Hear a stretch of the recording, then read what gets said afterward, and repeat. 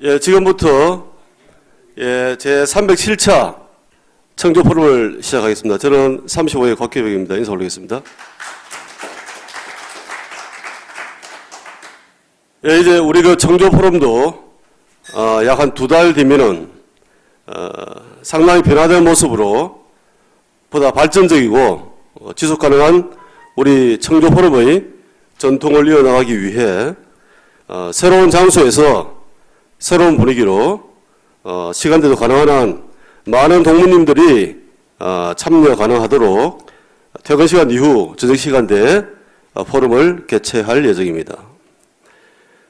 제가 2주 전에 저녁 특별기획 청조 포럼에는 약 70여 명의 동무님들께서 참석해 주셨고 아주 그야말로 화기애애한 분위기에서 편안한 저녁 분위기였지만은 역시나 강연중에는 열정적인 뜨거운 분위기에서 그날 포럼을 성공적으로 잘 마무리했다고 생각합니다. 동무님들 내년부터 우리 변화된 청조 포럼의 이 진행 과정에서도 지금과 같이 지속적으로 사랑과 관심을 보내주시길 당부드리겠습니다. 자, 그럼 오늘은 안경환 전 인권위원장님을 모시고 태양과 월광의 미학, 이병주의 문학세계라는 주제로 아름다운 말씀을 듣도록 하겠습니다. 자, 그럼 포럼 이어나가도록 하겠습니다. 청조포럼 회장님이신 박현문 회장님을 모시고 인사 말씀 듣도록 하겠습니다. 박수 부탁드리겠습니다. 예, 안녕하십니까. 청조포럼 회장 박현물입니다.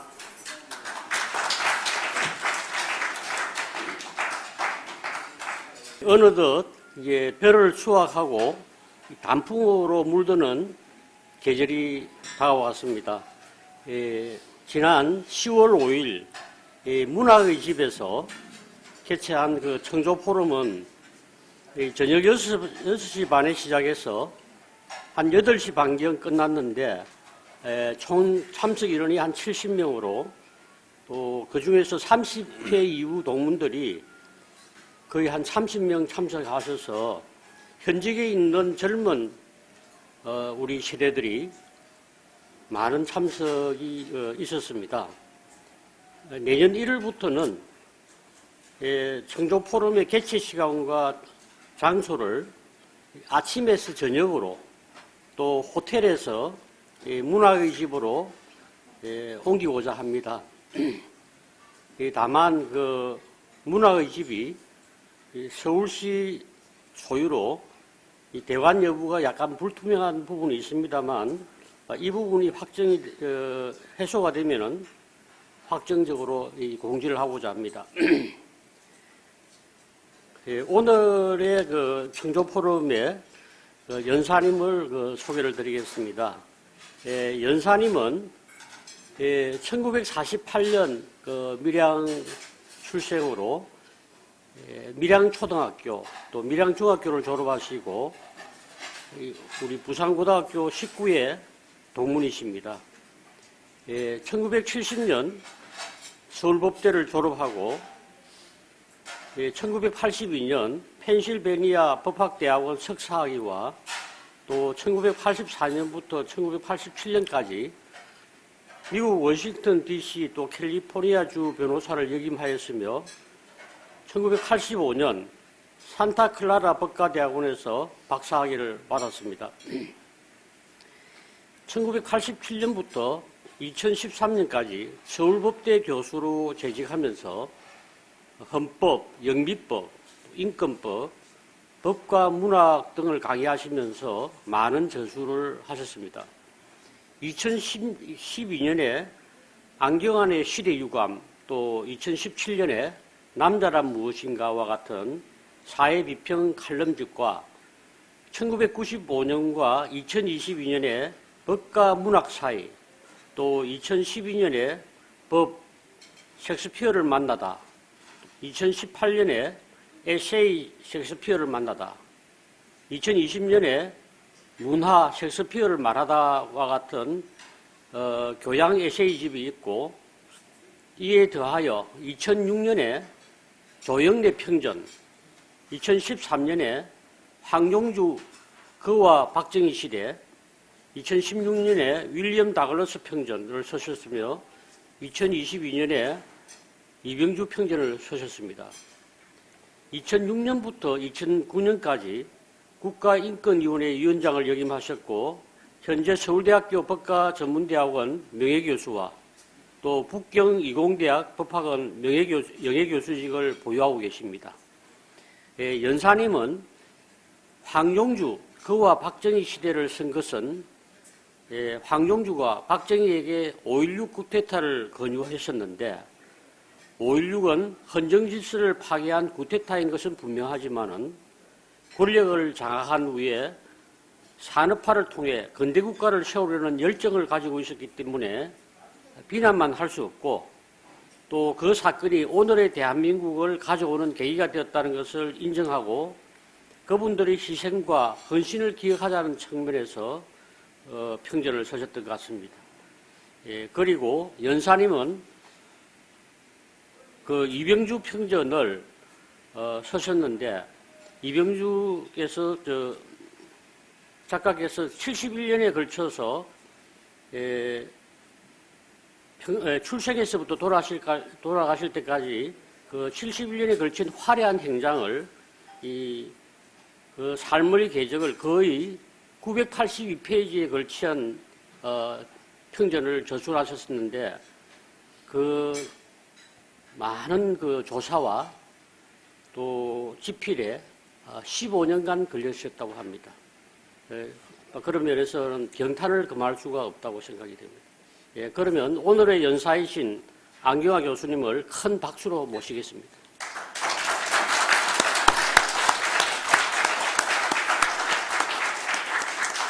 반갑습니다. 아침 일찍 이렇게 귀한 걸음 해주셔서 감사합니다. 방금 소개받은 바와 같이 저는 부산고등학교 19회 졸업생입니다. 제가 이 포럼에 연사로 참여했던 마지막이 2015년이 아닌가 그 생각이 듭니다. 기록을 찾아보니까 그때 제가 드렸던 주제가요. 대한민국 그리고 처음하고 되돌아보기와 내다보기란 얘기였습니다. 우리 현재를 살고 있으면서 역사는 연속적인 발전의 과정이고 그 발전 과정에서 여러 가지 부침이 있었겠지요. 그렇지만 현재의 기준에서 옛날을 얘기할 때 다시 한번 좀 더 위에 먼저 살던 분들의 삶의 궤적을 좀 더 편견 없이 좀 바라보고 그리고 우리의 경험을 바탕으로 미래를 내다볼 때 지금 젊은 사람들이 주인공이 되어야 할 세상이 어떻게 될 것인가라는 것에 대한 예측을 하면서도 거기에 대해서 마음의 준비도 하고 그 사람들이 좋은 세상을 살 수 있도록 마음 격려를 해주는 것이 중간 세대의 임무가 아닌가 생각합니다. 그런 측면에서 제가 오늘 드리고자 할 말씀도 제가 가지고 있는 이 생각하고 이어져 있습니다. 요즘 우리나라는 과거보다 더 심한 대립과 갈등을 이루고 있다고 많은 평가를 받고 있습니다. 저의 세대, 여기 가까운 세대 들어 계시지만요. 저의 세대의 공통적인 경험을 아마 두 개 단어로 얘기하자면 하나는 궁핍, 다시 말해 가난이었고요. 또 하나는 혼돈이었습니다. 다들 그때 못 살았습니다. 여기 선배님뿐만 아니라 저희들 세대도 다 못 살았습니다. 사람마다 집집마다 아주 못 사느냐 아니면은 좀 덜 못 사느냐 차이가 있었지요. 세계 선진국 기준으로 볼 때는 아주 못 사는 나라였습니다. 그 궁핍이 저희 세대를 지배하고 있는 하나의 원형 비슷한 거고요. 그 다음에 두 번째로는 어떻게 말하면 그거는 객관적인 조건보다는 주관적인 조건으로 더 작용할지 모르겠지만요. 혼돈이라는 겁니다. 혼돈의 가장 원인은 이데올로기 갈등, 전쟁, 해방, 이 과정에서 서로가 원튼 원치 않든 대립의 형태를 취할 수밖에 없었고 그 과정에 생겼던 후유증이 엄청 남아 있고요. 현재는 앞부분에 얘기하던 궁핍은 다 극복했지만은 지금 혼돈은 남아 있고 오히려 혼돈은 더 현재의 이해관계 때문에 더욱더 가파르게 갈라져 있지 않나라는 생각이 듭니다. 그런 점에서 제가 오늘 드리고자 말씀은 이병주란 분, 1921년에 태어나서 1992년에 돌아가신 저분, 언론인 출신으로서 그리고 작가로 대단히 한 시대를 풍미했던 분입니다. 지금 돌아가신 30년 넘었으니까 아무도 기억 못하는 사람이 많아요. 제가 작년에 이 책을 내고 난 뒤에 출판사에서는 상당히 많이 기대를 했답니다. 그래서 중요한 언론사에다 보냈는데 아무데도 반응을 해주지 않았, 소개를 해주지 않았습니다. 그 이유가 뭔가 여러 가지 얘기를 하는데 그 중에 가장 큰 거는요. 지금 출판에 신문에 언론사에 담당하는 출판 기자나 문학 기자가 이병주가 누군지 잘 모르기 때문이었답니다. 한 시대의 대인, 저희 세대는 사람을 이렇게 소위 지식 청년을 둘로 나누었어요. 하나는 이병주를 많이 읽은 사람과 하나는 적게 읽은 사람 이렇게 구분했습니다. 우리 서울 사람은요. 서울에는 두 종류의 사람이 있다. 저 이병주 말입니다. 북한산을 올라가 본 사람과 밑에서 쳐다본 사람 이 둘로 나눈다 그랬는데 북한산 아예 모르는 사람은 서울 사람이 아니죠. 한국 사람이 아니다. 이제 저희 세대는 이병주를 아예 모르는 사람은 그건 얘기할 상대가 못 되는 사람이다 이렇게 평가했습니다. 제가 제목을 좀 더 추상적으로 잡았거든요. 태양과 월광의 미학 좀 어렵죠. 날임이라는 것은 저건 어떤 숲 또는 넓은 숲 뭐 이런 뜻이라고 그러는데요. 이병주 선생이 스스로 부르던 좌호였답니다. 한 숲을. 제 오른쪽에 여기 나와 있는 이병주 작년에 나와 있던 책의 표지입니다. 저기에 초상을 그린 사람이에요. 보통 가운데 사진이 이병주 선생의 전형적인 모습인데 코수염도 있고요. 여기 이 그림은 좀 저 부분을 저 초상을 철학적인 의미로 변형시킨 거라 그러고 가장 이병주 선생을 사랑하던 딸이 그린 초상입니다. 거기 보면요. 숲 대신 하나의 소나무가 있고 뒤에 달빛이 있고 그죠? 그 다음에 이쪽에 비치는 저기 멀리 비치는 햇빛 비치고 태양과 월광의 미학. 이 양반 얘기 중에 어록 중에서 굉장히 유명한 말들이 몇 개 있는데 그 중에 대표적인 말이 태양에 바래면은 역사가 되고 월광에 물들면 신화가 된다라는 얘기입니다. 다시 말하면 역사는 밝은 쪽에서 드러나 있는 부분을 그리는 것이 역사고 그 다음에는 달빛 어두운 곳에서 비추는 것이 저게 문학의 소재가 신화라는 겁니다. 다시 말하면 역사는 승자의 기록이라는 얘기입니다. 그리고 패자의 기록은 어떻게 되느냐 그럴 때는 역사에 기록되지 못하고 그저 신화와 전설 속으로 가서 민간인 속에 들어간다라는 얘기. 가령 우리나라에 다른 나라에도 있지만 가장 심한 현상 중에 하나가요. 어디 가더라도 무속 신앙이 많다는 겁니다. 그죠? 옛날 계룡산 그런 많았지 않습니까? 현재도 그게 현재 우리 한국인의 삶에 영향을 주고 있거든요. 그런데 거기 의속은 누구를 섬기냐 보면 역사에서 패자들 많이 섬긴 게 많습니다. 최영 장군, 남이 장군 다 억울하게 죽었다. 이 사람 정사에는 나쁜 사람으로 되어 있지만은 민간 신앙으로 들어가가지고 전설과 신화가 된다. 이것이 문학의 역할이라고 생각했습니다. 그래서 역사는 300을 기록하고 300은 잘 들어가지 않습니까? 기록하고 나의 문학은 골짜기를 기록한다라는 것이 이분의 어록 중에 대표적인 몇 개입니다. 그래서 그리고 왼쪽에 있는 건 지금 저분이 태어난 고향이 경남 하동입니다. 하동 북천면에 있는 이병주 문학관입니다. 혹시 기회 되신 분 한번 들려보시면은 좀 더 입체적인 느낌을 받을 수 있을 겁니다. 여기 소개하는 분은요, 김윤식이라는 분인데요. 이분은 1936년에서 태어나서 2018년에 돌아가신 분인데, 한마디로 한국 문학평론의 문예평론의 제1인자입니다. 감히 누구도 도전하지 못할 사람이었습니다.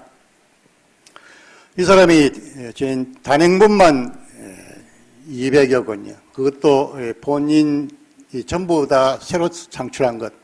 이분은 평생 자식을 가지지 않고 오로지 평생 글쓰기만 매달려 돌아가신 분입니다. 내 인생은 내가 마감한다 그러면서 사람도 별로 사귀지 않고 오로지 읽고 쓰는 것만 하고요. 이분이 한 얘기가, 그래서 제가 이분하고는 한 10년 이상을, 15년 이상 가까이 지냈는데요. 마지막에 그것이 이병주 기념사업회라는 것이 형성이 돼가지고 거기에 이분이 문학 쪽의 평론의 대표자로서 참여했습니다. 이분이 일체 대학에 오래 계시면서 서울대 교수로 퇴임하셨는데요. 오시면서 일체의 보직을 맡은 적이 없습니다. 학과장도 없고 뭐도 없고, 그리고 뭐 아무런 공적인 자리를 안 가지는데 유일하게 가진 것이 바로 이병주 기념사업회였습니다. 저도 이분의 추천으로 그 기념사업회에 참여를 해가지고 한 10여 년 동안 이분에게서 배우고 여러 가지 가르침을 받고요. 제가 저 질문도 하고 그랬습니다. 그리고 이분에게 물었어요. 선생님, 우리나라 역사에서, 우리나라 대한민국 역사에서 문인 중에서, 소설가 중에서 가장 대표적인 사람 한 사람만 들라면 누구를 들겠습니까? 이랬습니다. 그러니까 이게 저는 속으로 기대하고 있는 사람도 있었어요. 몇 명들. 여기 가령 이광수 뭐 쭉 이런 기자성 같은 인물도 있지 않습니까? 그랬더니만 사실은 그런 질문하면 안 됩니다. 아주 무식한 질문이거든요. 왜냐하면 누구 한 사람만 들라. 그게 말이 됩니까? 이제. 내 선호하는 사람이 있다. 이건 어디 모르겠지만요. 이 무식한 질문이니까 그래도 대가니까 이걸 어떻게 받나 싶어 제가 관심이 있었어요. 그랬더니 뜻밖에도 한참 생각하더니만 하나를 들라 그러면 이병주를 들어야지 그래서 제가 깜짝 놀랐습니다. 이병주는 지금 아무도 모르는 사람입니다. 이제. 그리고 당시에도 문학 주류에서 인정 안 한 사람이었어요. 독자회에는 굉장히 인기가 있는 사람이었지만은 그러나 주류 문학에서는 제대로 인정하지 않은 사람이었습니다. 근데 그게 왜 문학평론가 입장에서 어떻게 그러냐 했더니만 그 양반 말씀이 이 사람이 보라, 작품을 보라. 주제가 얼마나 다양하며 역사소설, 사상소설, 대중소설, 기업소설 그래서 등장하는 인물을 봐라. 주인공이 지식인만 사회 지도층만 있는 게 아니다. 온갖 그 고관대작 플러스 거기다가 장사미사, 하층민, 여성, 그리고 심지어 술집 마담, 사기꾼, 노름꾼 이게 다 주인공으로 등장합니다. 그래서 이 사람 작품을요. 좋은 작품도 있고 좀 마음에 안 드는 작품도 있지만 개인의 선호에 따라서 다 합치면은 한국인의 총적인 삶이 아니냐. 어떤 사람 작가들은 다 성향이 있어가지고 보면은 특정한 그룹의 독자를 염두에 두고 씁니다. 많은 경우 지식인들을 쓰겠죠. 그런데 이 사람은 모든 독자를 상대로 차별 없이요. 그래서 어떤 때는요. 그리고 이 짧은 시기에 이 사람이 작가로 등장한 것은 좀 이따 설명드리겠습니다만 나이가 40이 훨씬 넘어서 했습니다. 그런데 그 이후에 너무나 인기 있어가지고요. 동시에 5개의 신문사에 연재를 하고 있습니다. 일일 소설을. 그럴 정도로. 그래서 장편만 80여 편이고 전부 단행본으로 합치면 권수로 치면 300권이 넘습니다. 그런데 이 사람의 가장 또 대중적인 인기를 가진 얻은 가장 큰 이유 중에 하나가 특히 남자들 실록 소설이라는 걸 썼어요. 그러면서 이승만 정권부터 시작해서 박정희 정권까지 쭉 역사를요. 그 관련된 실록 소설을 하면서 실제 사건을 다루면서 실록하고 소설이라 말은 이게 서로 양립되지 않는 말이지 않습니까? 그죠? 소설은 허구가 들어야 되는데요. 실록은 실제 얘기 아닙니까? 이제. 이 사람은 그렇게 말하면서 실제 있던 인물들을 묘하게 약간씩 변형해서 제시했습니다. 그래서 이 사람의 원칙이 뭐냐? 한번 이게 대중 강연에서 누가 질문을 했어요. 그 실록이란 것이 실제하고 좀 다르던데요. 너무 황당하던데 물으니까 하는 말이 사실과 허구는 내가 가진 원칙이 뭐다 하면 있는 대로 그대로 쓰면은 그거는 바로 르포가 되는 것이지 소설이 안 된다. 그죠? 그렇다고 허구가 너무 심하면 허구지 실제 실록이 안 된다. 그래서 1.5배의 원칙. 실제 인물보다 1.5배로 과장을 하거나 흙을 만들거나 아름답게 만들거나 또 비하해서 만들거나 하는 것이 기준이란 거예요. 들어보니 상당히 납득이 갈 만한 얘기였습니다. 그래서 이 사람은 작품이 훌륭한 작품이 문학적인 기준으로 볼 때 훌륭한 작품도 많지만은 형편없는 작품도 많습니다. 제가 보기도 뭐 이런 걸 쓰느냐 할 정도로 많았습니다. 그래서 그러나 이 사람은요, 독자를 섬기면, 독자만을 섬기는, 독자들 중에서도 글을 읽는 사람이면은, 그 사람이 지식이냐 아니냐, 일반 대중이냐 차별하지 않았기 때문에 실는 매체에 따라서 다른 작품을 썼습니다. 그러다 보니 문학적인 기준으로 볼 때는 굉장히 형편없는 작가라는 것을 평가를 받을 수도 있고요. 그래서 주류 문단의 외면 속에서 살다 간 사람입니다. 자, 모든 문학 작품 속에는 시대가 투영되어 있습니다. 이거는 우리의 삶이란 것이요. 그래서 흔히 볼 때는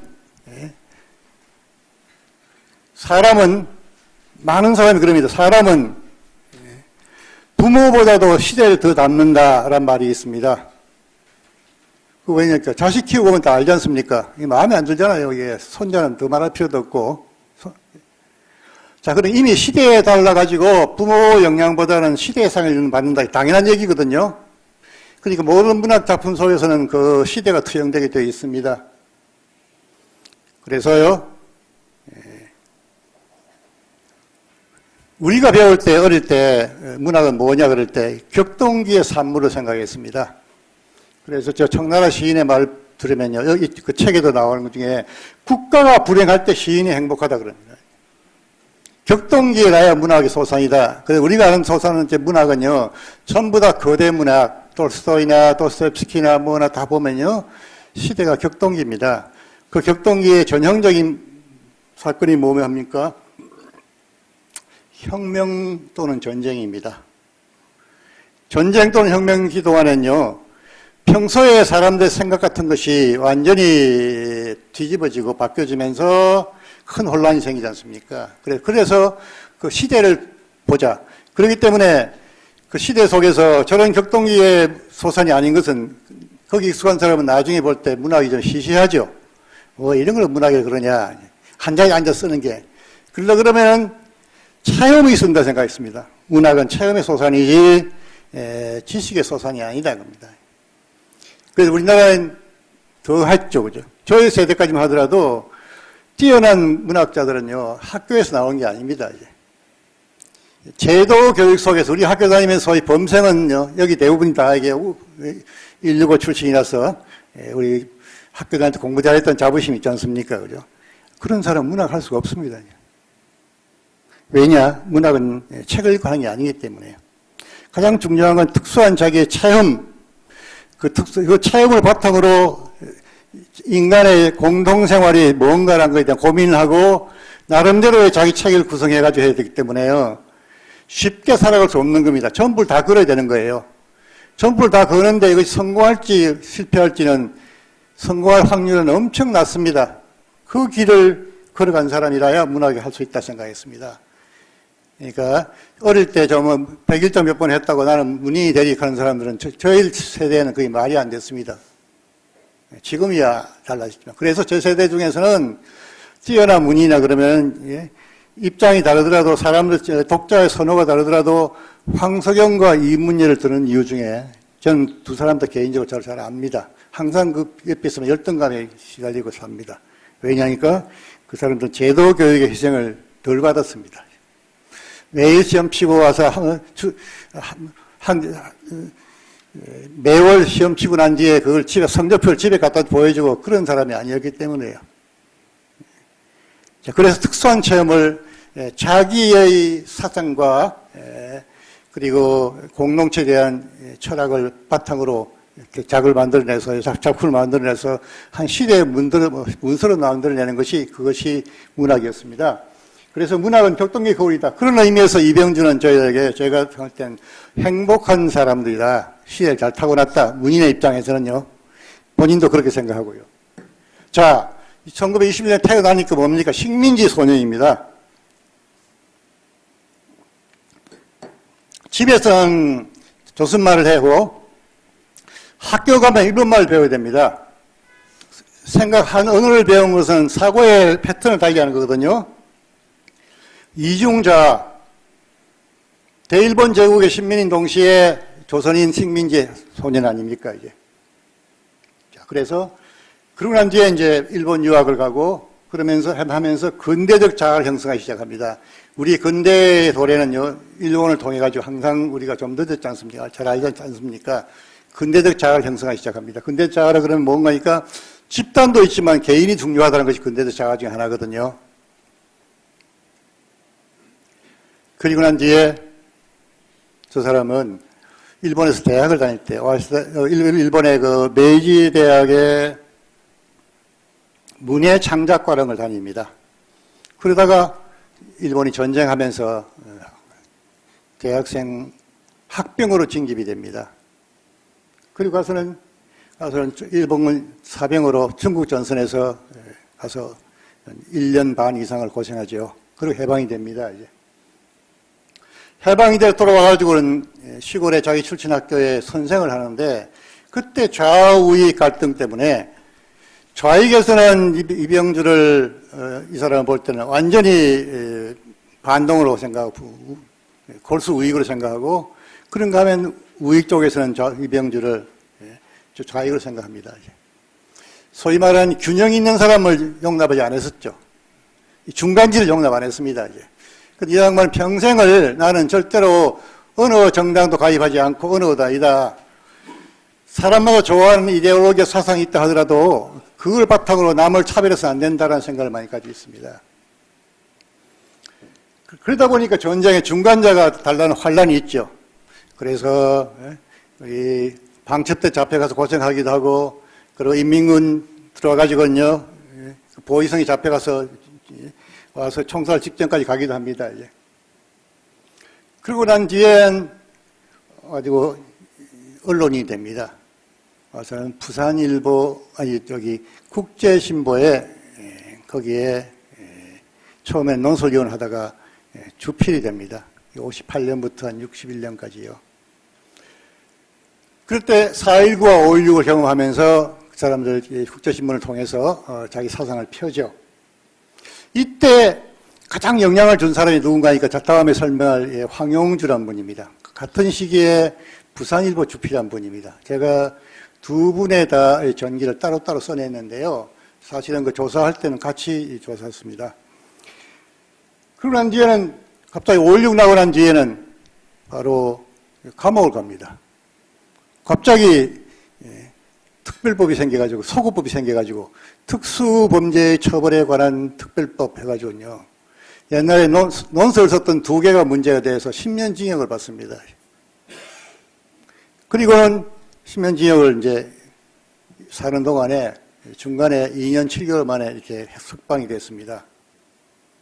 자, 그러고 난 뒤에 이제는요, 자기가 살던 그 전까지는 교사 또 교수 그리고는 그 다음엔 신문사 언론이었는데 이제 내가 그걸로 가지고 좀 사는 방법이 달라야 되겠다. 라고 해가 소설가가 됩니다. 이제. 그때 나이가 45이었죠. 그래서 그리고 난 뒤에는 처음부터 주목을 받아가지고는 죽을 때까지 가장 인기 작가의 반을 누렸습니다. 그러면서 당시의 최고 권력자들하고도 굉장히 많이 소통을 하게 되고 그 주변에서 그래서 그런가 하면 개인적으로는 체육을 넓혀서 많은 사람을 사귀게 되고 많은 사람 중에 많은 여인도 포함되어 있습니다. 그래서 많은 사람들이 이병규를 지시할 때는요. 그 사람은 너무 여자에게 인기 있다는 걸 가지고 저희는 비꼬고 그렇게 하게 됐습니다. 어쨌든 감옥 갔다 오니 탄생이 이게 바로 시대와 작가입니다. 그런데 하나는 중요한 얘기는 제가 이문열과 황석영 예를 들었지만 이병준은 천재인지 모르지만은 학교에서 우수한 사람 아니었습니다. 제도교육에서. 이 사람은 초등학교 나오고 난 뒤에도 그때 일본인 교육에서 그때 일본 교육에 대한 문제가 있었던지 그래서 학적부에도 여러 가지 기록이 있습니다. 이제 성적은 좋지 않지만 특별한 재주가 있다. 그래서 이상한 우등상이 있어요. 학생 수가 전체적으로 학급 수가 40명 정도밖에 안 되는데 한 9등 정도 했는데 그걸 우등상을 줘요. 왜? 특별한 재주가 있었던 모양입니다. 아마도 그게 성적 전체 1등이 아니고요. 그런데 초등학교를 졸업하고 난 뒤에 그 당시엔 서학교죠, 그죠? 아버지하고 이렇게 갈등 때문에 상급학교를 못 가고 한 3년 동안 집에서 한문 공부만 하고 있어요. 일본어 책도 읽고 혼자서 읽고 독서에 대한 능력이 대단했습니다. 아버지가 왜냐니까 아버지는 농업학교를 가라. 이 사람은 인문학교를 가겠다. 그래가지고 이제 아버지가 농업학 가는 이유는요. 이 삼촌, 작은 아버지 중에서, 큰 아버지죠. 중에서 한 사람이 인문학 공부를 해가지고 사상범으로 독립운동 하다가요.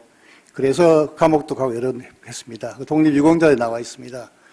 그러다가 집안이 풍비박산이 되는 겁니다, 이제. 그래서 아들이 마찬가지로 어릴 때 이거 보니까 이놈을 또 인문학에 보냈다가는 또 마찬가지로 골치 아픈 데 나온다. 죽으라고 반대해가지고요. 좀 정직하게 편하게 사는 가라. 해가지고 농업학교를 억지 보내가지고 할 수 없이 3년 만에 굴복하고 이제 진주 농업학교를 갑니다. 그러다 결국 못 견디죠. 그래서 그 퇴학을 당합니다, 이제. 그 재학 중에서는 여러 가지가 있겠지만, 거기 보면 일본인 교사에게 대들었다. 소위 민족 소년으로 적혀 있지만, 그 말고 상당히 부실한 사람이었고요. 제도 교육에 대해서 선생에 대해서 항상 의문을 제기한 사람이었어요. 그래서 그만두고 난 뒤에 혼자 사라져 버렸습니다. 집단 혼자 가출해서 일본을 건너가 버립니다, 이제. 그래서 학적부에 나와 있어요. 혼자 사라져가 이래가지고요. 이건 씨아머리 없는 놈이다. 그래서 이제 자퇴 형식으로 학교를 그만두게 됩니다. 그래서 그 다음엔 일본 교토에 가서 사는데 혼자서 여러 가지 체험을 하고 공부를 합니다. 교토에서 학교 다닌 게 아니었습니다. 이제 아무리 기록을 뒤져봐도요. 그 다음에 검정고시를 통해가지고 일본에 그다음 자기 말로 하면 삼류대학교 사료학과를 갑니다. 신설. 그게 문해창작과였습니다. 그게 이제 관부인력서 잘 나와 있죠. 어쨌든 그런데 이병조가 뛰어난 박학다시가 그런 사람처럼 없었거든요. 그게 뭐냐 할 때 제도 교육의 틀에 맞는 교육이 이렇게 자기 안 맞았고요. 그래서 그 희생을 덜 받았기 때문에 저런 큰 인물이 나왔다고 이렇게 생각하는 것 중에 하나입니다. 자, 어쨌든 작가는요. 시대의 산물이고 흔히 문학에서 이런 게 있습니다. 소설 읽을 때 뭘 보고 읽느냐, 어디다 주안점을 두고 읽느냐 그럴 땐 이 글을 쓴 작가의 의도가 뭘까라는 그런 걸 사람들이 생각하죠, 그죠? 의도 찾으려고 그러죠. 그런데 그보다 더 중요한 게 뭡니까, 이게? 그 다음에 프로이드 이후에는 여기는 작가가 의도하지 않더라도 자기가 무의식적으로 숨어 있는 것이 작가의 생각이 있다, 삶이 있다는 거예요. 예, 그렇습니다.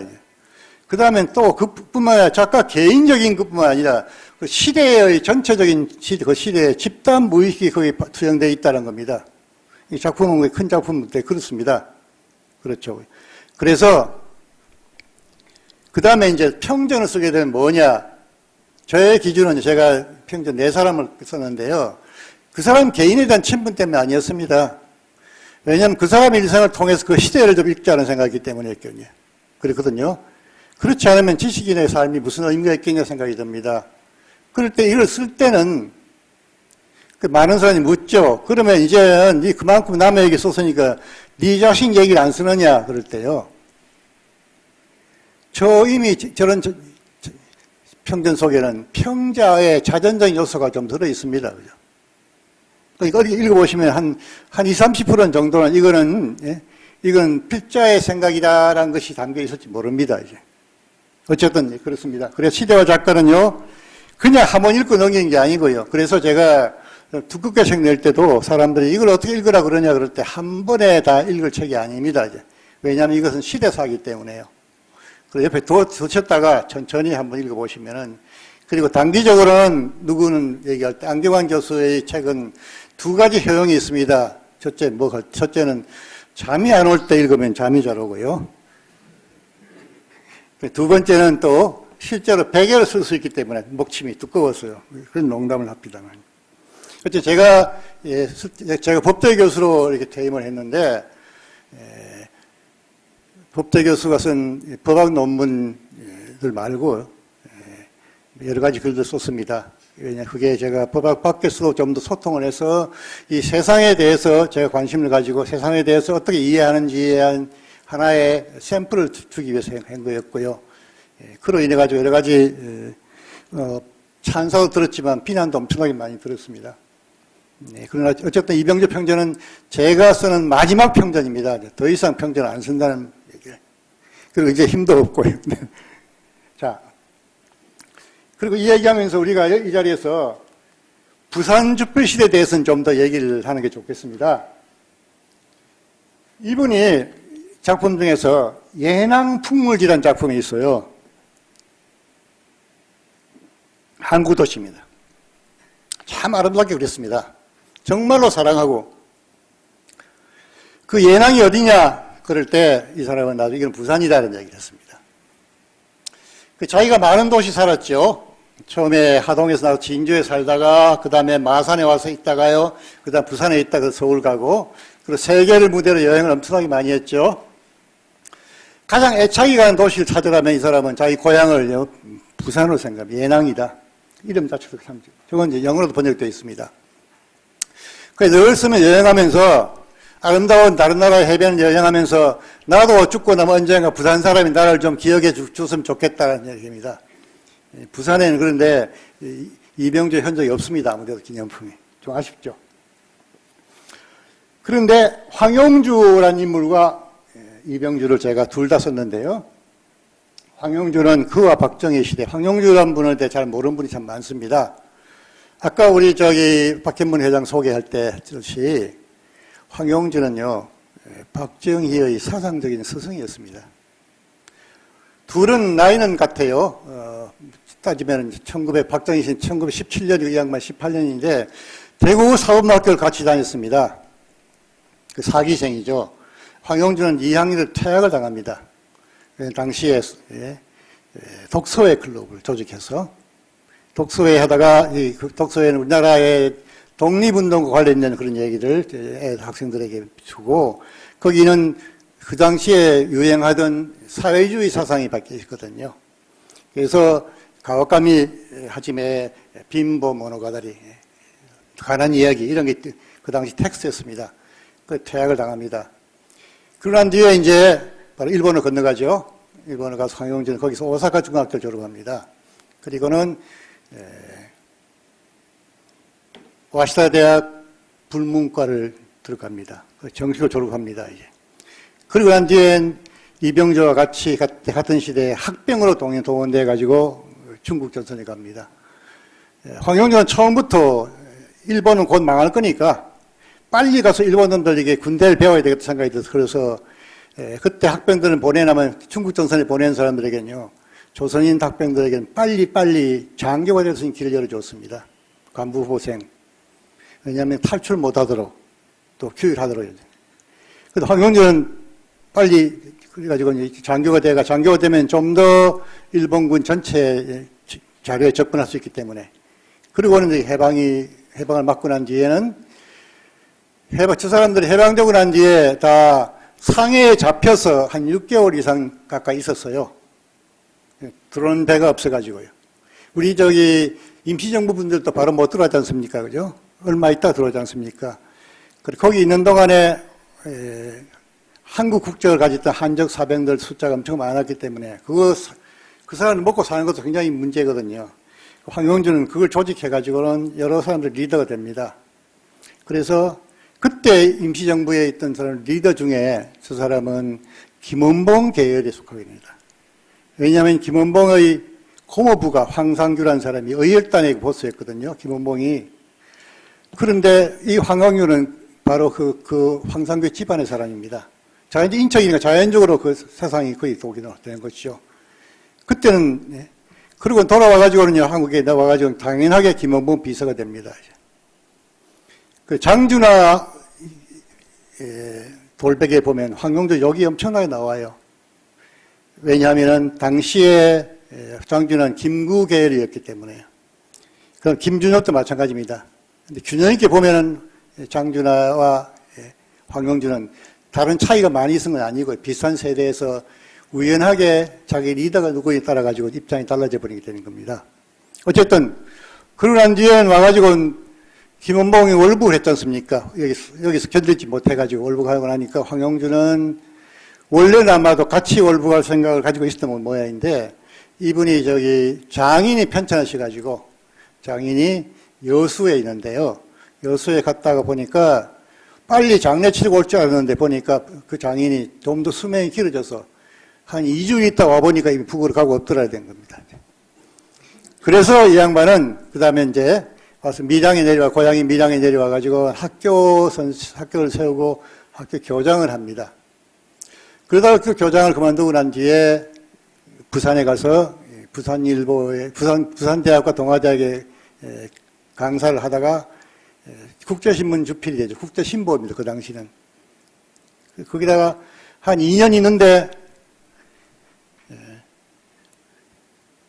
경쟁지에 있던 부산일보에서 엄청난 거액을 주고 스카우트를 합니다. 황영주를요. 근데 김지태 사장께서.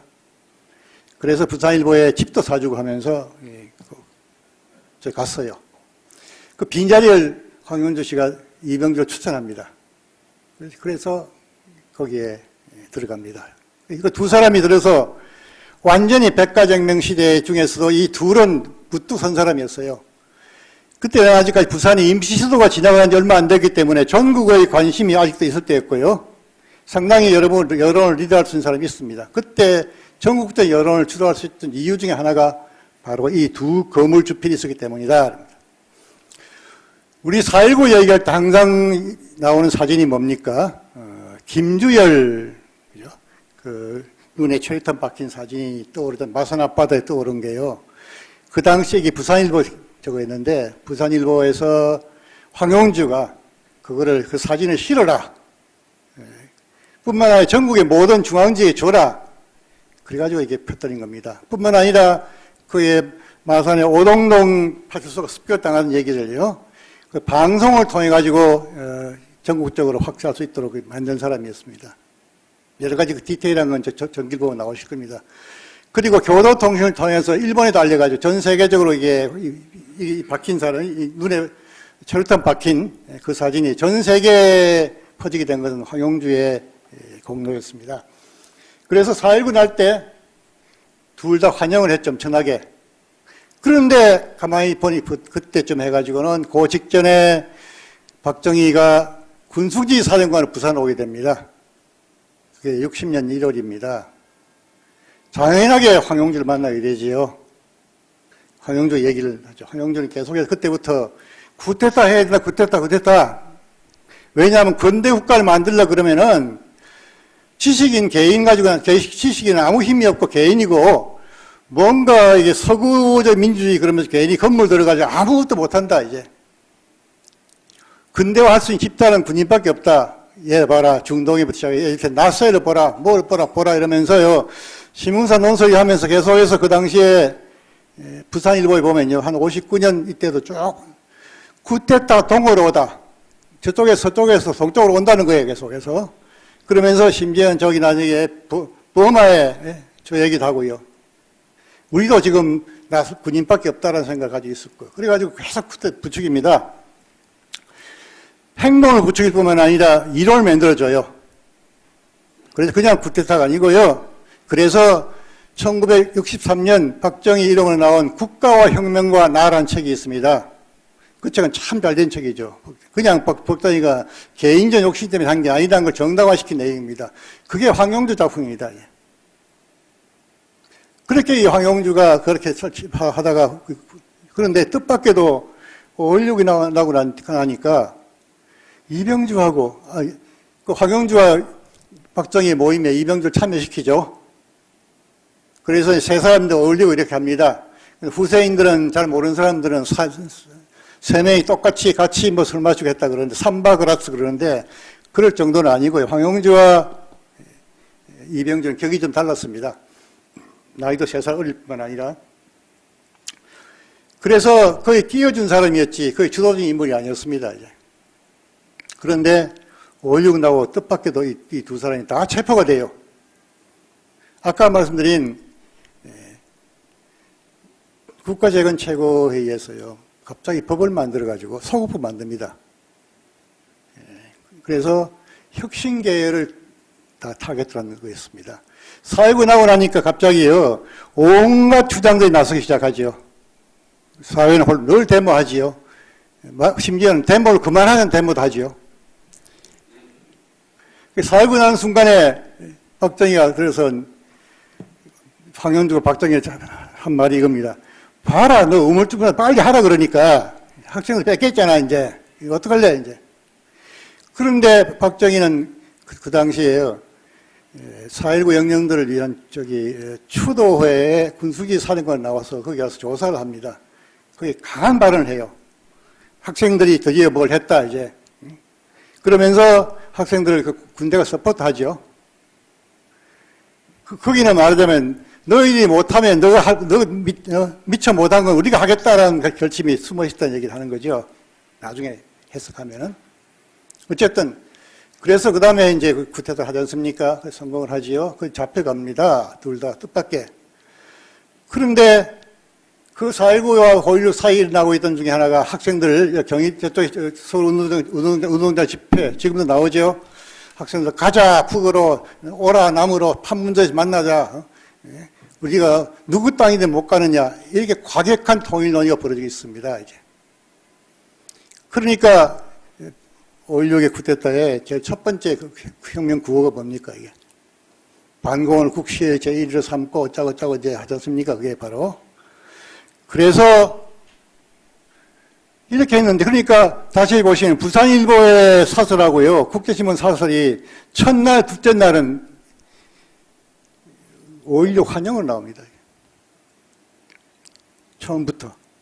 그런데 그 셋째 날 이병주하고 황영조 구속이 돼요. 이게 무슨 일입니까, 이게?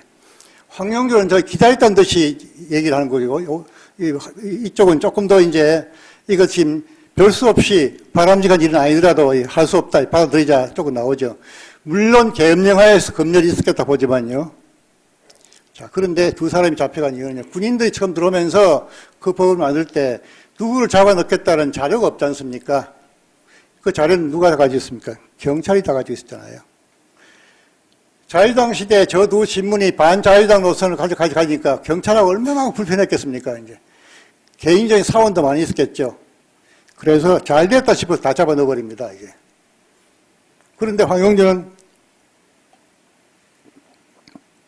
알다시피 숨은 쿠데타 주역이잖아요.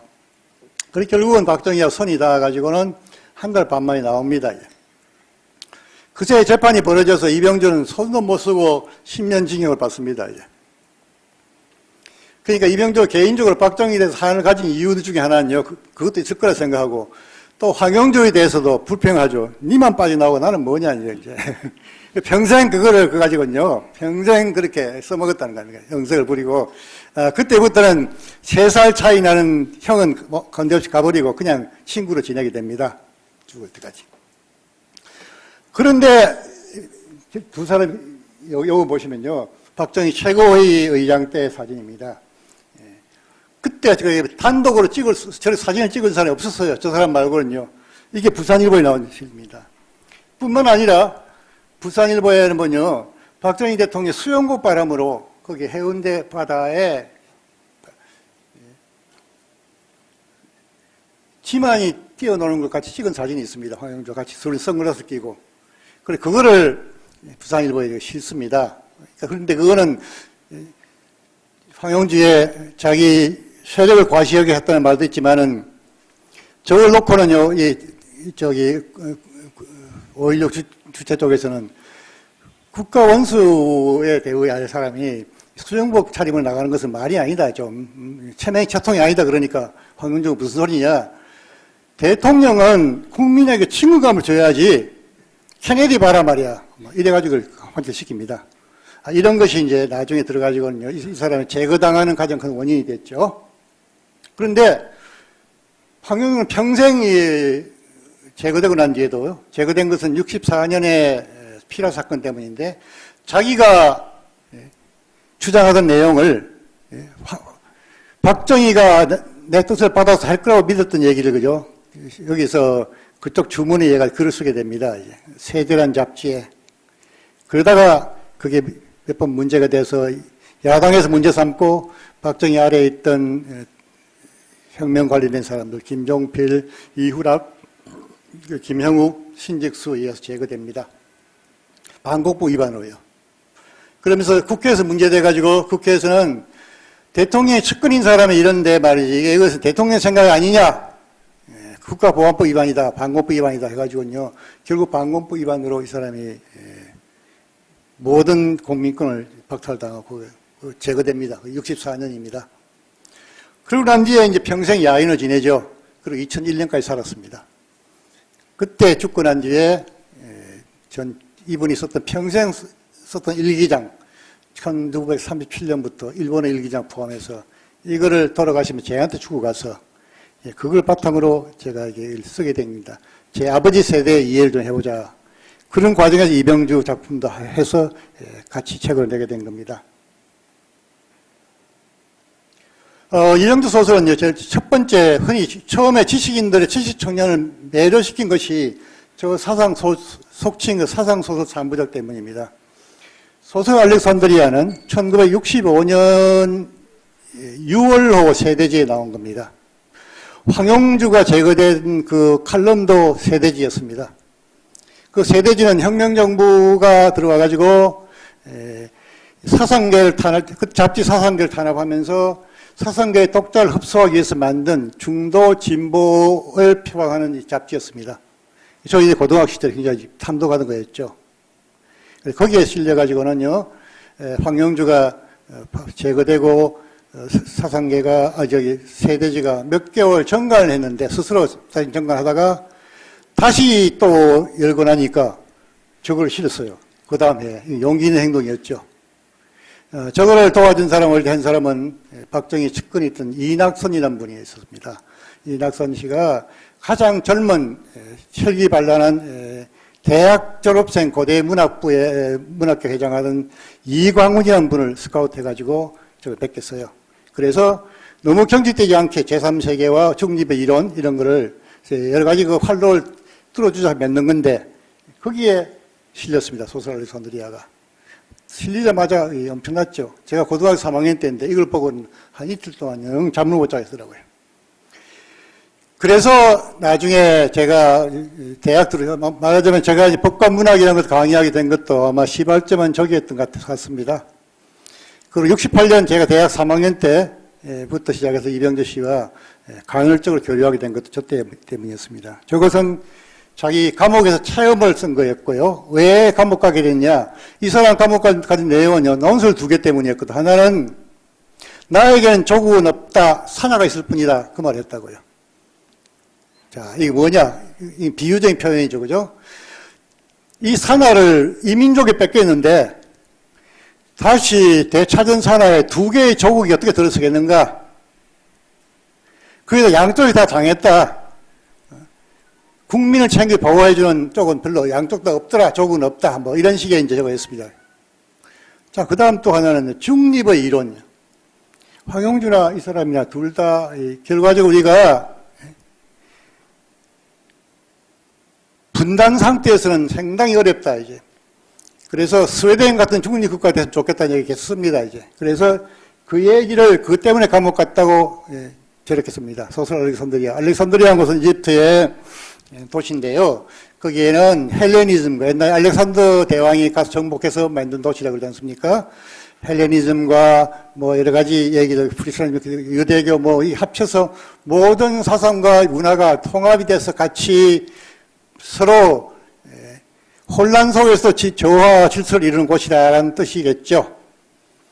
거기 나가 있는 동생이 여기 서대문 형무소인 감옥에 있는 형하고 편지를 주고받습니다. 결국은 그 사람 얘기는 한국의 문제를 바깥쪽의 저걸 빌려가지고 중립 코너를 빌려서 얘기하는 거거든요.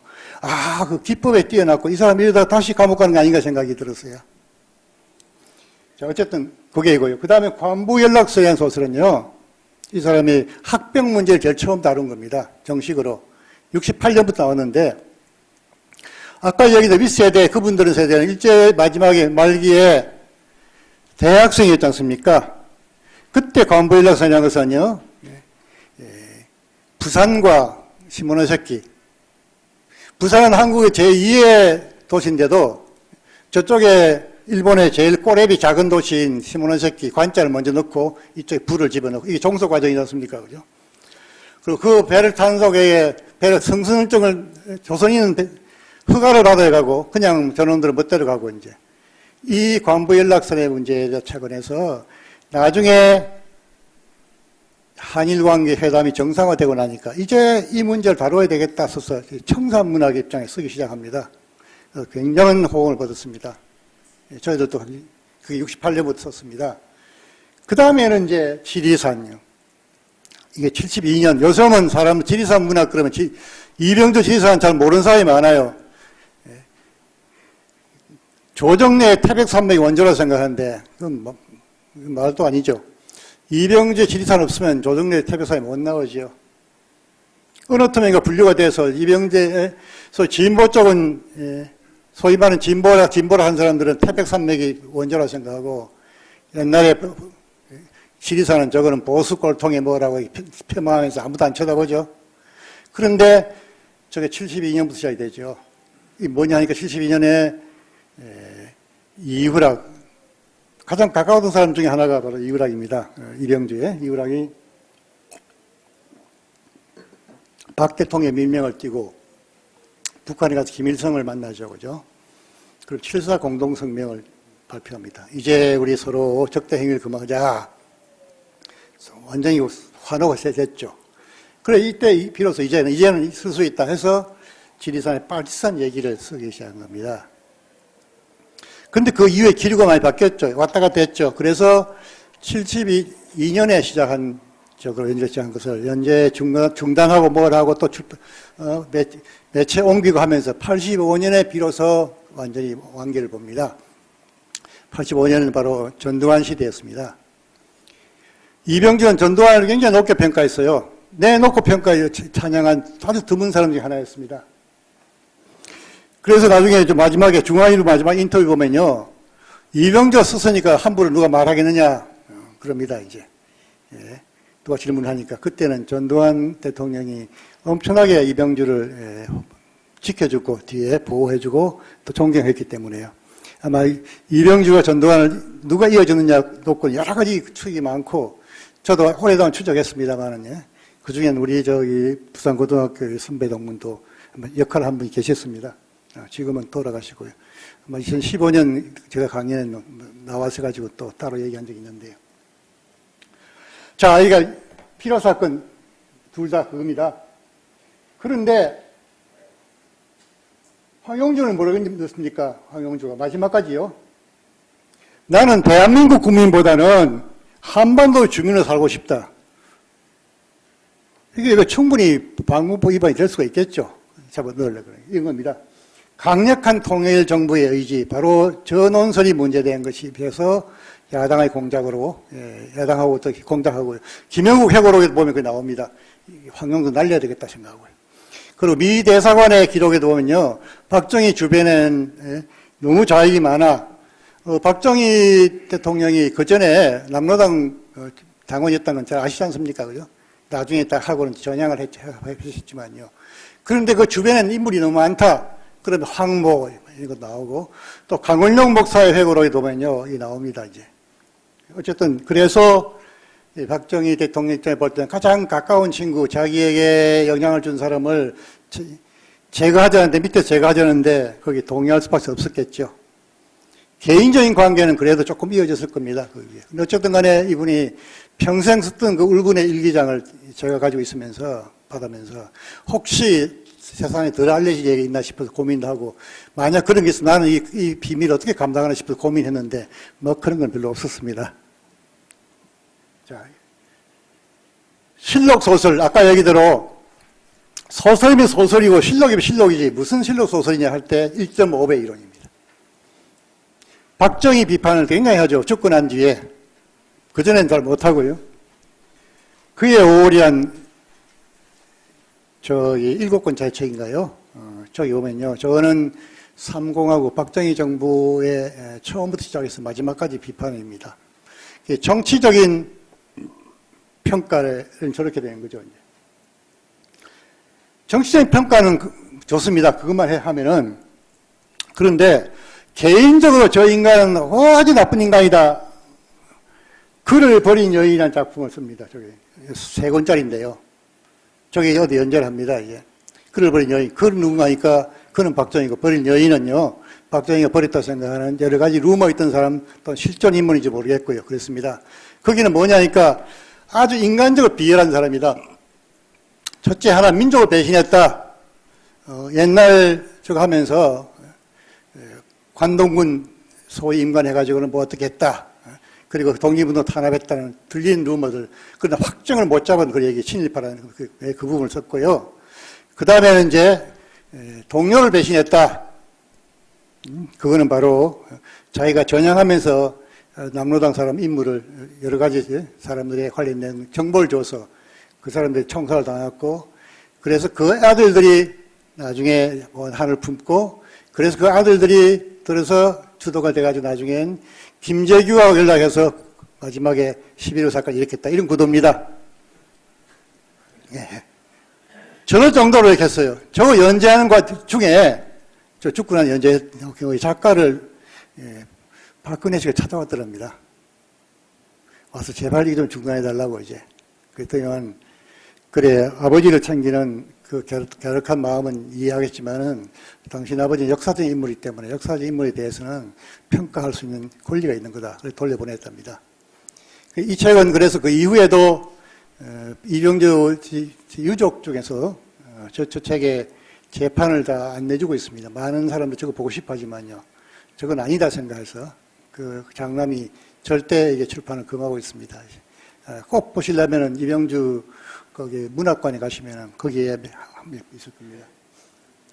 그 다음에 그걸로 가지고 모자라가지고 또 조그마한 단편을 씁니다. 어떤 낙일 그리고 단편을 써요. 거기는 또 누구나 볼 때 곽희정이라는 이름으로요. 그리고 어디에 있는 초등학교 문경초등학교 교사 이름으로 이게 뭡니까 이게 곽희정 이름은 박정희 비슷한 이름이 나올 수 있고요. 그 교사 문경초등학교 누굽니까 바로 박정희죠 아닙니까? 그러면 너무나 지나친 인신공격을 나와요. 그리고 뭐 파렴치 보면 누구를 강간해가지고 어쩌고저쩌고 나옵니다. 이제. 그럴 정도로 원한이 맺혀가지고 좀 지나쳤죠. 박정희 비판. 네. 이런 점에서 평생 이 양반이 황영주가 달래고 뭐하고 하면서 마지막에 친구이자 형으로 이렇게 지내면서 이병주가 92년에 갑자기 돌아가셨어요. 준비 없이.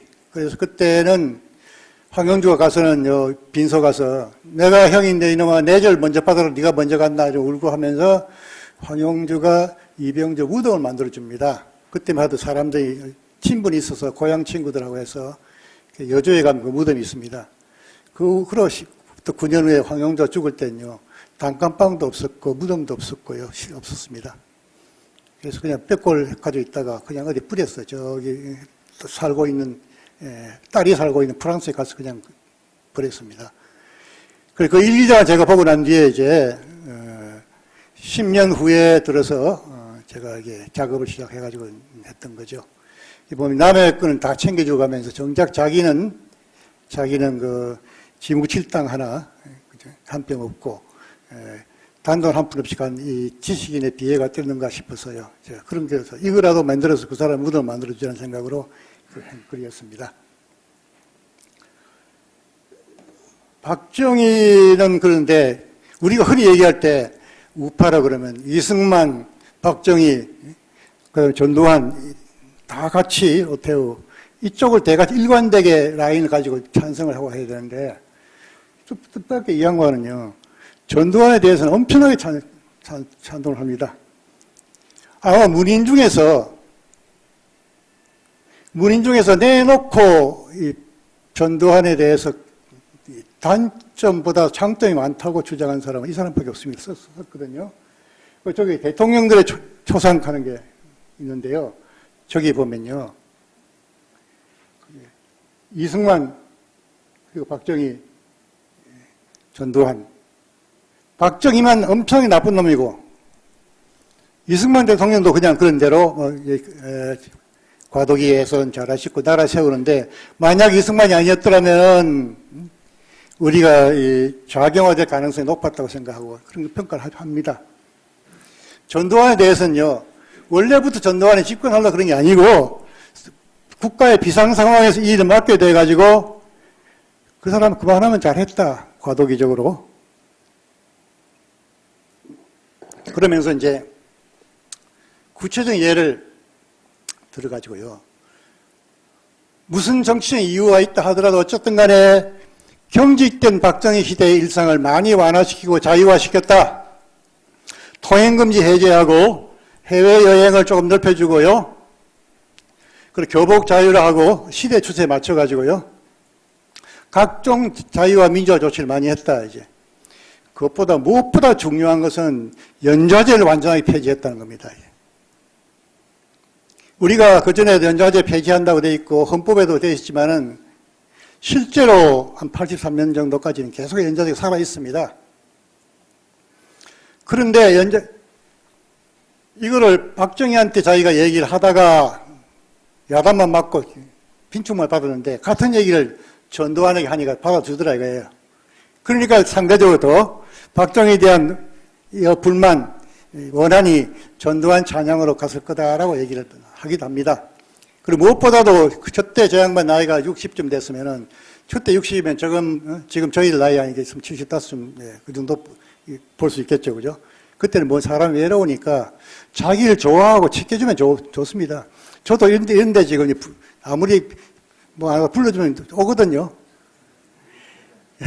옛날에 제가 개인 지금 말씀 하나 드릴까요? 옛날 문재인 후보하고 2012년인가요? 박근혜 후보가 서로 경합을 할 때 어떤 데서 그랬어요. 저한테 박근혜 후보 쪽에서 여기 와서 좀 도와달라고 했습니다.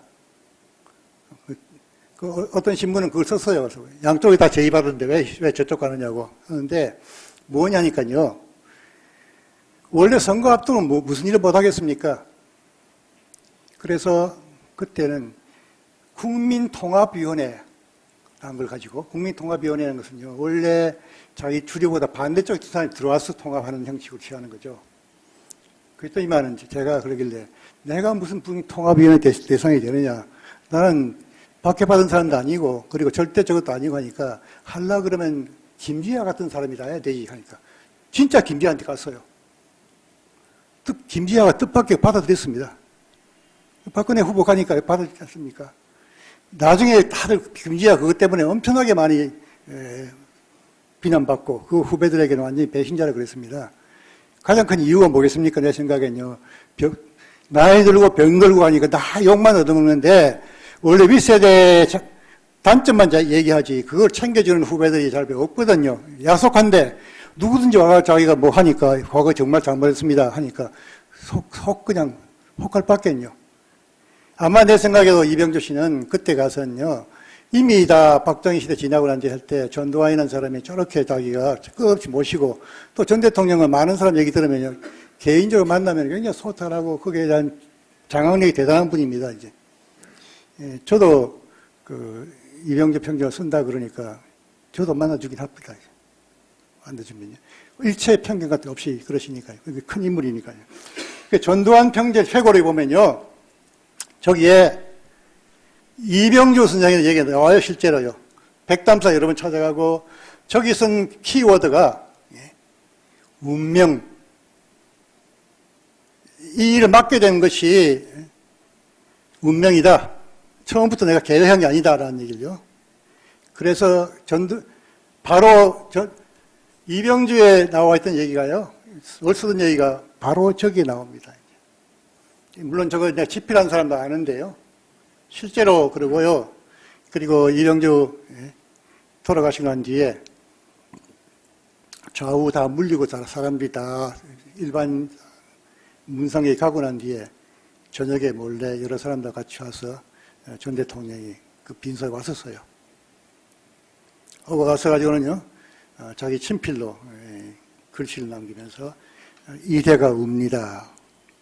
라고 그렇게 썼답니다. 어쨌든 그런 부분에 대해 이해를 못하는 데 대해서는요, 저도 사실은 89년에 제가 그 교수한 지 얼마 안 될 때, 이병규 선생님한테 한번 대들다가 너무 내놓고 왜 전 대통령 저렇게 가십니까 하니까 아마도 이분은 그 당시는 광주 사건에서 시민을 향해 발표한 사건, 이 문제, 나중에는 여러 가지 조사를 통해서 전두환 대통령이 책임이 있는 걸로 돼 있지만요, 이분은 그때만 해도 그건 생각 안 하시더라고요. 그 우발적인 사건이었다라고 생각하고, 어쨌든 전두환 인간에 대해서 굉장히 많이 죽고 난 뒤도 아니고 현재 자기가 나중에 지나갈 게 아니라 지금 이 순간에 이 기록을 남겨야지 나중에 역사가 한쪽에 균형이 잡히지 않게 나라도 해야지라는 사명을 가지고 계시더라고요. 그 자체는 놀라운 일입니다. 그래서 자, 그 다음에 이제 이 얘기는 제가 해야 되겠습니다. 우리나라의 정치사에 대해서 얘기한 사람이 참 많죠. 글 쓴 사람이 많습니다. 그 중에 지금까지 제가 본 것 중에서는 수십 권의 작품, 저술 중에서 그리고리 핸더슨의 작품이 제일 최고로 저는 생각합니다. 저 사람은 해방 직후부터 들어와서 미 군정 때 와가지고 문정관에 있다가요, 한 여러 가지 자격으로 한 70년, 그러니까 4.19하고 5.16까지 있었습니다. 그러다가 이제 떠나는데요. 가서는 68년에 쓴 책이 소용돌이 속의 한국 사회, 이런 한국 정치, 저 볼텍스한 건데 정확하게 말하면 회오리라는 표현이 더 나을 겁니다. 저쪽에 미국 중서부에 돌고 있는 회오리 바람, 톨피도란 거죠. 아니, 토네이도요. 그걸 얘기합니다.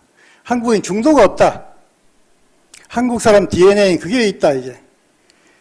그래서 조선시대부터 당쟁, 상대를 그냥 가차없이 다 죽이고 씨를 말리고 한 거다. 이 과정이 중도가 들어서 영향이 없다. 그래 미국 군정이 처음 들어올 때는 자기가 남북 쪽에서 훨씬 더 좀 균형 있는 사람을 찾다. 그래서 처음에는 김규식, 여운형 이런 분들이 안재홍 이런 분들이 백합의 리더로 많이 생각했던 모양입니다. 근데 그 다음에는 결국은 시대를 잘 아는 이승만 후보가 다른 사람은 때가 되면 내가 하겠다 생각하지만 이승만은 때를 만든다, 내가 만든다 생각하는 사람이었답니다. 그래서 미국과 심지어는 당시 미국 대통령 보고 빨갱이 같은 사람이 욕을 막 하고 그랬다는 거예요. 그 연설에. 그러니까, 이 사람 확실한 반공주의자구나, 라는 믿음을 가지게 됐다는 얘기를 쓰면서 한국에 그게 없다, 이제. 그래서 그럼 이 사람이 죽기 전에 개정판 씁니다. 그게 88년에 나온 건데, 이게 작년에 번역돼 나와 있어요. 핸더슨의 평전도 지금 이번 6월에 나왔습니다. 김정기 교수가요. 저 양반 그래서 옛날에 우리가 어떤 국회 프락기 사건 재판, 국회의원 10몇 명을, 그죠? 잡아서 바로, 간첩으로 뭐라고 할 때, 그 사람들이 다 북으로 가가지고, 6.25 때 갈 데가 없어가지고 북으로 그냥 일거 잡아가서 거기다 북에 있는 사람들은 거기에 이제 그쪽에 열사묘지에 있지 않습니까? 추적해서 얘기하면서 그때의 상황이 그 이후 노태우 정권 때 들어올 때부터까지도 이어지더라. 그거 생각하면요. 요새 우리가 중간재대는 없애고 너무 조그만 차이를 아주 극대적으로 부과시켜가지고 서로 미워하고 하는 것은 역사는 그러면서 과거 역사까지도 드러내오는 것은 현재의 이해관계 때문이다라는 거고요. 거기에는 작용하고 있는 우리 스스로 결정 못할 국제적인 역학관계도 있다라는 생각을 합니다. 그래서 아마도 역사를 균형 있게 보려면은 평소에 내가 만나는 사람 말고 다른 사람들 좀 하고, 평소에 내가 만나는 그룹 말고 좀 더 나이 차이 나는 사람도 보고요. 평소에 내 생각과 다른 사람들 만나보고 좀 그러면 좋겠다는 거. 나이 들수록 다른 의견을 포용해야 되는데 우리는 나이 들수록 점점 고집이 세지고 양보를 안 하고 내 옳음을 가지고 가는 그런 생각 같은 것은 아마 시대에 따라서 조금씩 완화되지 않으면은 우리가 고생하는 만큼 우리 자녀들도 더 힘들 것이라는 그런 우려를 가지고 있습니다. 이게 제가 8년 전에 그때 한 얘기가 오늘 되풀이하게 됩니다. 다만 그때 뵙던 분 중에 다시 뵙는 분도 있고 또 새로 뵙는 분도 계시는데 어쨌든 간에 어떤 식으로 간에 기록을 남기는 것이 후세 판단의 하나의 작은 자료가 되지 않나 싶어서 제가 죽을 때까지 이런 식의 자료를 조금씩 남기려고 합니다. 네, 오늘 오랜 시간 경청해 주셔서 감사합니다. 네.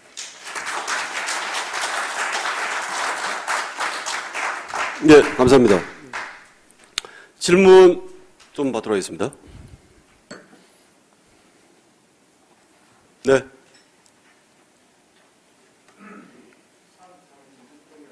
네, 네.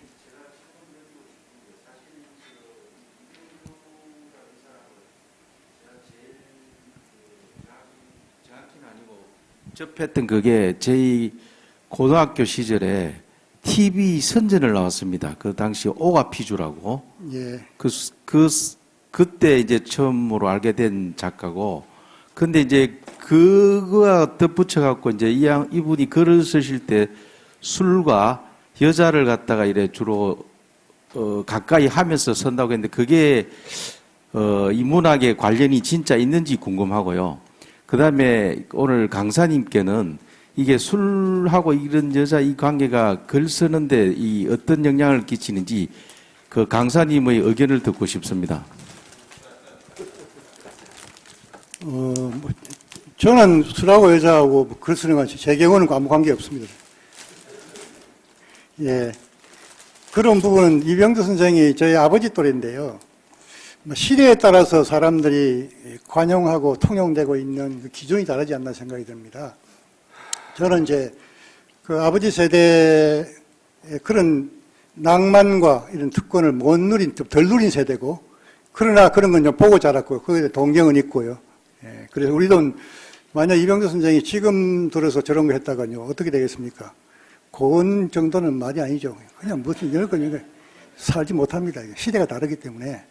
예, 그리고 저분의 경우 그게 뭐 어떻게 영향을 미치는지 잘 모르겠습니다. 그러나 이제 굉장히 많이 그 풍성한 이 얘기들이 많죠. 그런데 이제 그거는 다른 당시대 동시대 사람들이 자기가 못하는 부분 이병주가 한다는 것에 대한 부러움과 시샘도 있고요. 그래서 소위 말하는 항상 그런 문제에 관한 얘기들은 가십은 과장되기 마련입니다. 제가 여기도 보면 그러나 모든 사람이 관심사이기 때문에 이병주의 여인들이라는 챕터가 하나 있습니다. 이 학교 속에서 거기 보시면은 써도 좋은 얘기인 제가 좀 썼습니다. 거기에 대부분 유명한 사람들 관계 썼습니다. 그러고 난 뒤도 아직까지 명예훼손 소송을 안 나가니까 그냥 예. 네. 다른 분? 네.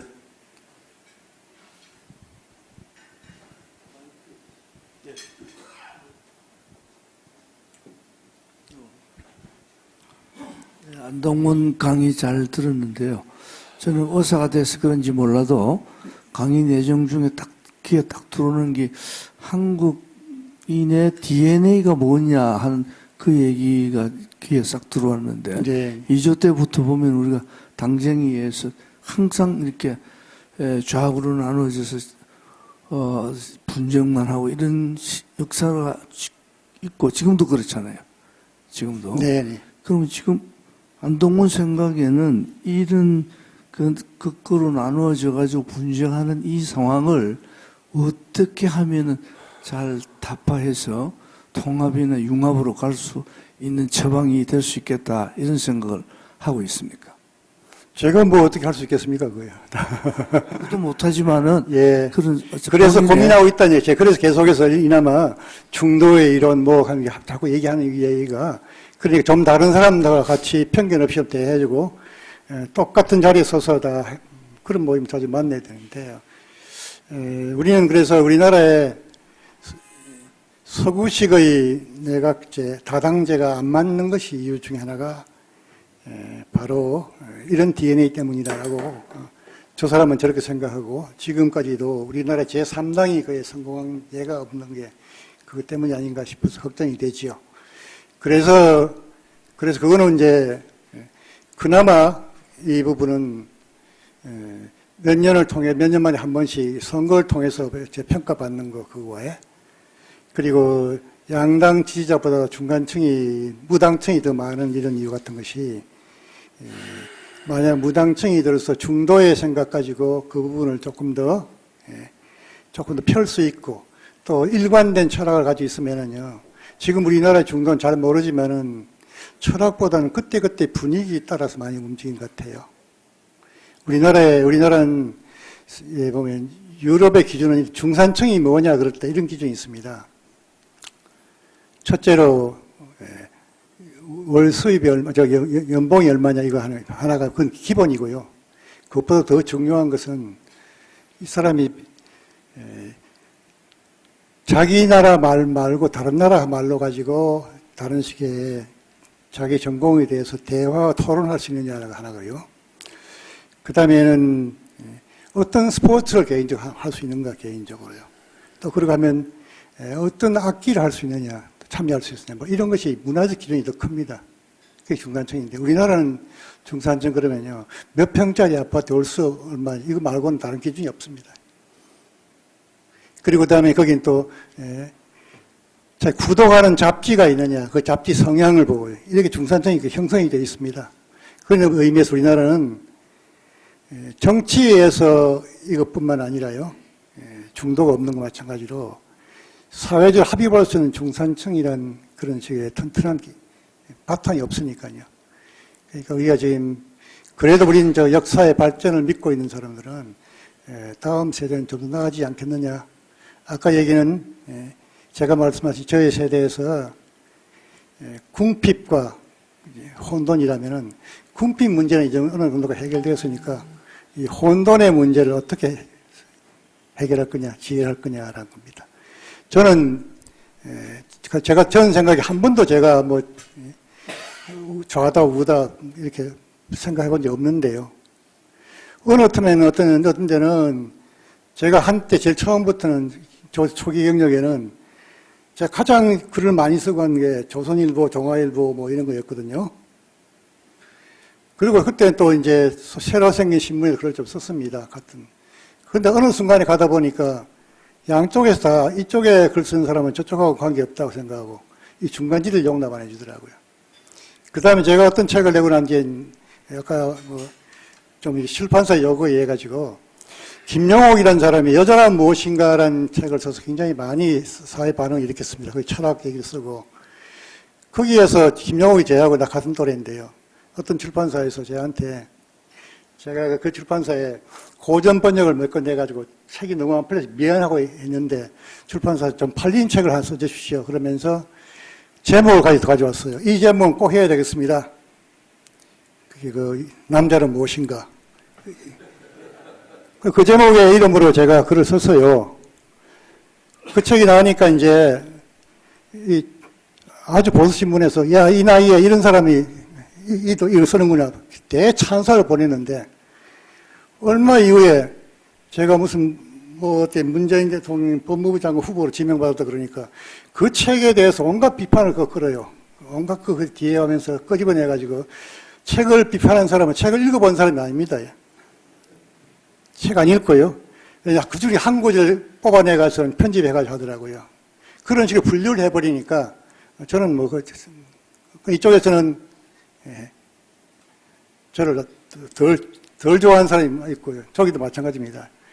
이런 식의 중도인 지식인의 색깔, 이 양반 생각하면 지식인의 색깔이 뭐냐 그러면 흑도 백도 아니고 회색이다 이겁니다. 섞어야 되는 거지, 이제. 그게 지식인인 거지. 그런데 그 중에서 너는 백이다, 너는 흑이다, 너는 빨강이다, 너는 뭐다, 아니면 너는 수박빨갱이다, 이런 말들이 나오는 거 보면요.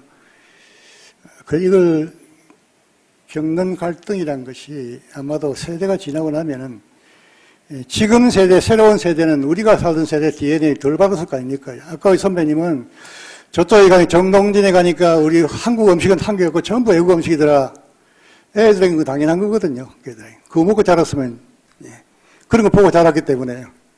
그래서 우리 손자와 할아버지가 같은 식탁에서 같은 메뉴를 먹는 세상이 아니기 때문에요. 또 우리는 훨씬 더 심하죠, 그게 이제. 그만큼 빨리 성장했기 때문에. 그러니까 갈등이 많지 않겠습니까? 저는 해결책은 모르겠습니다, 아마.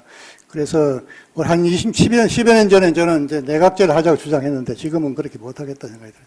이제 모르겠다, 이제. 아마 새로운 기회가 나올 거라 생각합니다. 그래서 하나는요, 정치에 좀 더 젊은 사람들 일찍 참여해 줬으면 좋겠다. 그런 걸 만들어주면 좋겠다는 생각입니다.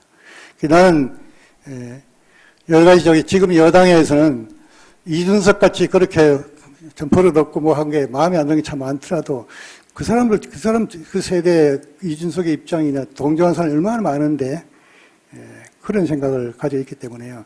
그런 걸 포용하고 좀 더 역할을 더 해주도록 하는 것이 좋지 않나 그런 개인적인 생각입니다. 네. 답이 안 돼서 죄송합니다만. 네, 더 없으십니까? 네, 그럼 인사님께 다시 한번 큰 박수 보내주십시오.